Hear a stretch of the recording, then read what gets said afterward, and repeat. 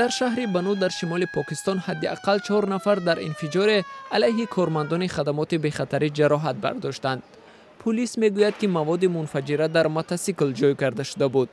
حالا در بنو هزاران نفر پناهندگان منطقه قبیله نشینی وزیرستان که در آنجا از میانه‌های ماه ایون عملیات حربی علیه جنگاوران طالبان می‌گذرد به سر میبرند.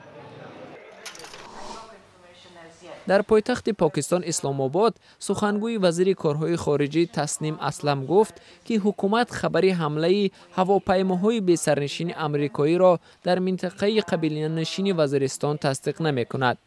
قبلا یک منصبدار پاکستانی که از بردن نامش خودداری کرده است اطلاع داد که گویا چند نفر نظامیان در این منطقه قبیله نشین در پی حمله هواپیماهای بی سرنشین به هلاکت رسیده اند. اسلم گفته است که حکومت پاکستان همه گونه حمله هواپیماهای بی سرنشین در قلمروش را محکوم می‌کند.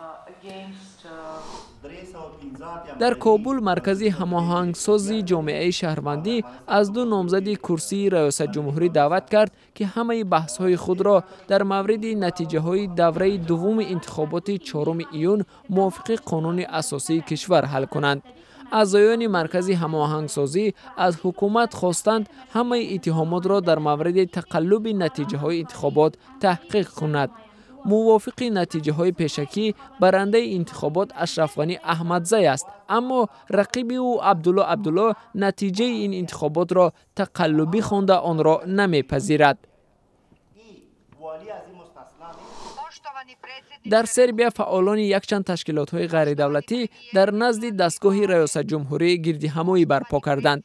آنها از حکومت سرب طلب کردند که 11 ایول را روزی گرامی‌داشتی 8000 مسلمان بوسنیایی که 19 سال قبل در سربرینیتسا کشته شدند اعلان کند.